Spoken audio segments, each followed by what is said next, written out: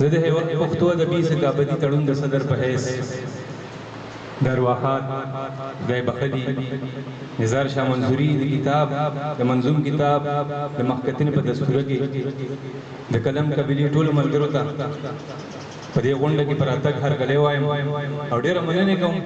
چې په خپل راتګ یې دې غونډې د ښکلا او بخل او موږ درناوی راکړو. دا خبره کوم چې دا کسان په مقدار کې کم دي خو په معیار باندې اوچت او ګڼ خلک دي د هر د ثوابۍ د ګوټ ګوټ نه راغلي دي څومره کسان دي دا څوک چې دا دومره کلي راجمع شوي دي او پوهه خلک دی یو ځل بیا مننه کوم چې تاسو راغلي او موږ درناوی راکړو. یو جهان مننه.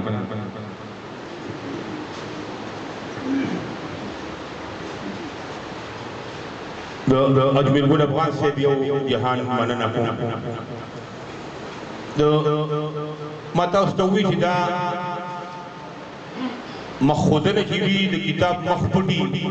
د هغې نه مشران پرده ډېرې